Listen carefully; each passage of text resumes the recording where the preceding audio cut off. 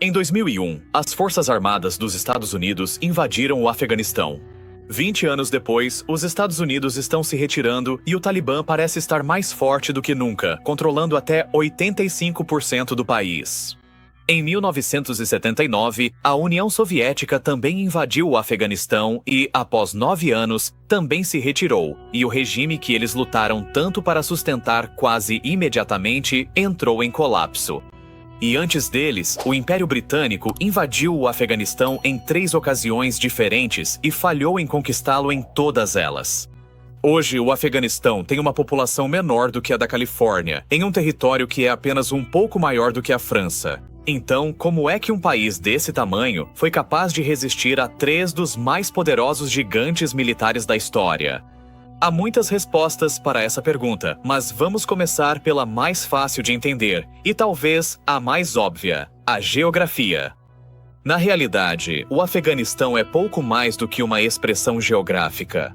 Todas as suas fronteiras foram traçadas arbitrariamente por potências estrangeiras há mais de um século. Sua pequena população é composta por uma associação frouxa de 14 diferentes grupos etnolinguísticos e inúmeras outras tribos. Muitos desses grupos, como os uzbeques, tajiques e pashtuns, atravessam as fronteiras do país, limites artificiais estabelecidos por ocidentais há centenas de anos e que significam muito pouco para eles. Os pashtuns representam quase metade da população do Afeganistão atualmente, mas 2/3 de todos os pashtuns vivem ao lado, no vizinho Paquistão, onde são um grupo minoritário. A fronteira entre o Afeganistão e o Paquistão passa diretamente pela área tribal Pashtun e divide os 60 milhões de pashtuns entre os 2 países. Essa fronteira foi decidida artificialmente pelo Império Britânico em 1893 e até hoje, nenhum governo sediado no Afeganistão jamais a ratificou oficialmente. Imagine se, na Europa, a Polônia fosse dividida entre a Alemanha e a Rússia, e um muro fosse construído exatamente no meio de onde os poloneses vivem. Obviamente, os poloneses nunca reconheceriam essa fronteira e cruzariam rotineiramente para visitar familiares e amigos. E os pashtuns, em grande parte, tratam a fronteira entre Afeganistão e Paquistão da mesma maneira. A fronteira aqui é extremamente montanhosa e rural, então patrulhá-la, do ponto de vista do governo paquistanês, sempre foi bastante desafiador. Isso permitiu que insurgentes pashtuns atuando no Afeganistão tivessem a valiosa capacidade de escapar facilmente pela fronteira para as áreas pashtuns amigáveis do Paquistão, onde podem se reagrupar e se recuperar, recrutar mais homens e então voltar ao Afeganistão abastecidos e prontos para mais combates. Nem a fronteira afegã nem o Talibã reconhecem essa fronteira como legítima, e há pelo menos 235 pontos de travessia conhecidos ao longo da fronteira e pelas montanhas entre os 2 países. Militantes, drogas, dinheiro e suprimentos podem ser facilmente contrabandeados para o Afeganistão através do Paquistão. E tudo isso se torna ainda mais fácil pelo fato de muitos pashtuns do Paquistão serem mais simpáticos à causa afegã ou do Talibã. Isso levou muitas pessoas a rotularem a fronteira entre o Afeganistão e o Paquistão como a mais perigosa de todo o mundo. E recentemente, como resultado de tudo isso, no final de junho de 2021, o Paquistão finalmente terminou de construir uma cerca ao longo de toda a extensão da fronteira, especificamente para impedir tudo isso, e restringiu as travessias de fronteira a apenas 16 locais legalmente designados. Mas tudo isso é apenas o começo do que faz do Afeganistão um lugar quase impossível de ser conquistado. Quero dizer, basta olhar para o mapa. O Afeganistão não tem saída para o mar, então levar suas tropas e suprimentos até lá exige a cooperação de pelo menos um dos 6 países que fazem fronteira com ele: Irã, Turcomenistão, Uzbequistão, Tajiquistão, China e, é claro, Paquistão. Mas mesmo depois de atravessar um desses países e chegar às fronteiras do Afeganistão, você vai se deparar com o terreno monumentalmente desafiador do país. Apesar de estar no centro do continente mais populoso do mundo, o Afeganistão sempre foi fortemente isolado e, em grande parte, rural e pouco povoado por causa disso. Os altos picos da Cordilheira Hindu Kush, com algumas das montanhas mais altas e imponentes encontradas em qualquer lugar do planeta. 75% do território do Afeganistão é considerado montanhoso e quase metade de sua área está a uma altitude acima de 2.000 metros, o que faz do Afeganistão um dos países mais montanhosos do mundo e, como resultado, também um dos mais isolados. Essas enormes montanhas funcionam como paredes naturais de várias maneiras. Elas ajudam a manter invasores afastados, mas também separam as comunidades internas e tornam o transporte de suprimentos um grande desafio. Todos esses são fatores muito difíceis de superar do ponto de vista de qualquer invasor externo. Existem dezenas de vales que serpenteiam entre as montanhas do Afeganistão, onde reside a maior parte da população. E como estão cercados por algumas das maiores e mais formidáveis montanhas da Terra, sempre foi difícil viajar entre eles, e consequentemente, cada um deles é como se fosse seu próprio pequeno mundo dentro do Afeganistão. Ao longo de milhares de anos, cada um deles acabou desenvolvendo suas próprias culturas, identidades, crenças, tribos e governantes bastante distintos, e por isso, há muito pouco senso de nacionalidade afegã, e o patriotismo afegão nunca foi um fator motivador particularmente forte. Por causa de todas essas comunidades separadas e rurais, de difícil acesso, o controle de qualquer governo central sempre foi fraco e intermitente, enquanto os vales, em grande parte, governaram-se de forma autônoma, especialmente no interior. Qualquer aparência de unidade nacional afegã sempre foi uma consequência direta de potências estrangeiras invadindo e tentando impor seu domínio sobre o todo, como fizeram os britânicos, soviéticos e, mais recentemente, os americanos. Historicamente, e até os dias atuais em certa medida, o Afeganistão continua a funcionar de uma forma mais parecida com o Sacro Império Romano do que com a União Europeia. O governante na capital, Cabul, pode exercer nominalmente uma autoridade de júri sobre todo o território, como o imperador do Sacro Império Romano, mas não consegue exercer uma autoridade de facto sobre todos os diversos príncipes, vales, tribos e clãs, assim como o imperador do Sacro Império Romano. Qualquer invasor que tente ocupar o Afeganistão enfrentará todos os mesmos problemas que um governante local enfrentaria. A geografia do Afeganistão não é muito favorável a uma autoridade centralizada, e a infraestrutura do país também não é.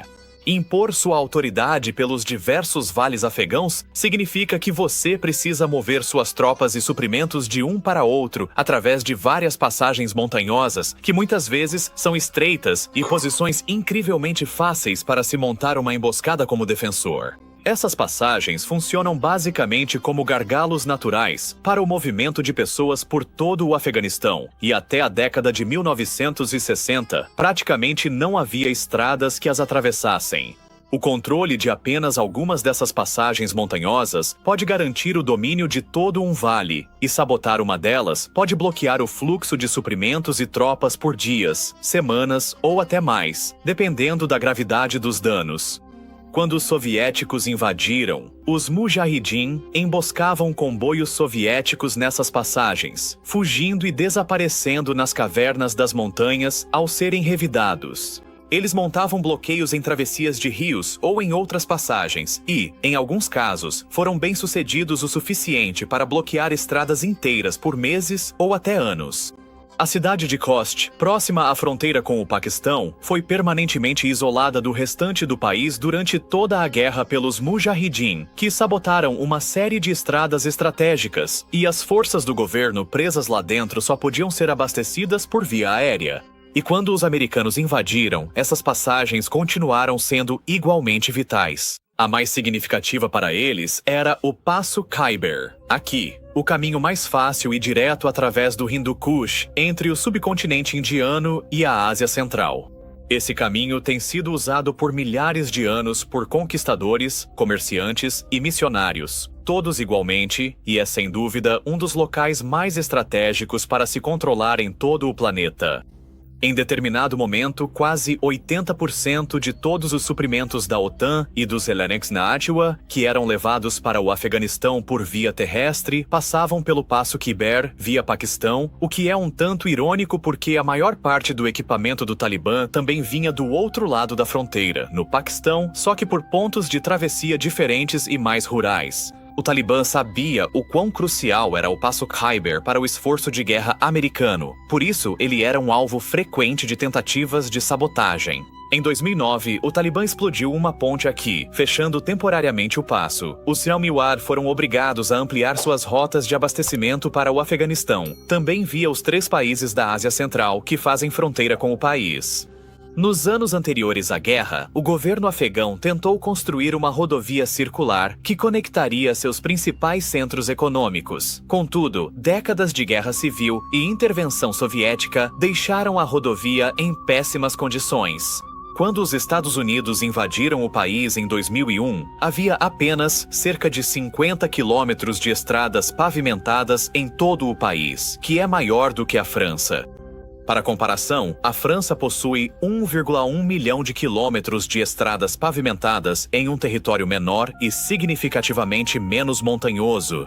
A falta de boas estradas só fez com que os vales e comunidades dispersos do interior do Afeganistão ficassem ainda mais isolados uns dos outros, além de transformar o transporte de tropas e suprimentos em um pesadelo logístico para os americanos, e antes deles, para os soviéticos, nada disso contribuindo para a estabilidade do país.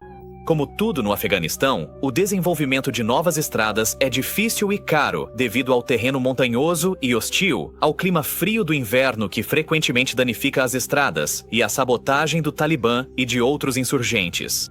Construir ou reparar estradas no país exige a contratação de segurança e a necessidade de construí-las em meio a geografias e climas hostis, o que significa que pode ficar incrivelmente caro, chegando a custar até 5 milhões de dólares por milha em alguns locais. E tudo isso em um país onde a pessoa comum ganha pouco mais de 500 dólares por ano, sendo uma das nações mais pobres e menos desenvolvidas do planeta. A construção de apenas 1 milha de estrada no Afeganistão equivale ao salário anual combinado de 9.800 afegãos. Portanto, obviamente o financiamento de todos esses projetos precisa vir do exterior. No fim das contas, o Afeganistão é fácil de invadir e tomar, mas é quase impossível mantê-lo de forma eficaz por muito tempo. A paisagem é imensa, com muitos lugares rurais e vazios onde insurgentes e rebeldes podem se esconder. Levar tropas e estabelecer linhas de suprimento através de montanhas e passagens estreitas é desafiador e fácil para combatentes de guerrilha hostilizarem e interromperem. A relação com o vizinho Paquistão é complexa, e insurgentes pashtuns podem atravessar a fronteira e se reagrupar facilmente, sem receio, e voltar para lutar no Afeganistão. O fluxo de suprimentos, dinheiro e mão de obra insurgente através da fronteira é difícil de interromper devido às centenas de passagens montanhosas altas e remotas, e requer a cooperação do Paquistão, que às vezes está disposta a oferecer e outras vezes não. O governo centralizado é quase impossível de ser imposto fora de Cabul devido à realidade geográfica do Afeganistão, e a construção de uma nação é inerentemente impossível porque até mesmo o conceito de uma nação afegã entre as diversas etnias e tribos do país é, na melhor das hipóteses, frágil e certamente radicalmente diferente da ideia ocidental de Estados-nação, como Alemanha ou França. As fronteiras do Afeganistão, definidas durante a era colonial pelos britânicos há mais de um século, são provavelmente a principal razão para a instabilidade do país. Mas o Afeganistão tem sido particularmente instável mesmo para os padrões de interferência colonial britânica. Nos últimos 43 anos, o Afeganistão tem estado envolvido em guerras constantes, e essa é uma história incrivelmente complexa de se contar. De uma revolução comunista que impôs o ateísmo estatal em um dos países mais conservadores e religiosos do planeta, a invasão e ocupação pela União Soviética, 3 guerras civis subsequentes, e depois a invasão dos americanos e da OTAN, além da ocupação dos Estados Unidos, que está prestes a finalmente terminar após quase 20 anos, em cerca de um mês a partir de agora. É um dos conflitos mais fascinantes, violentos e controversos tanto do século XX quanto do XXI,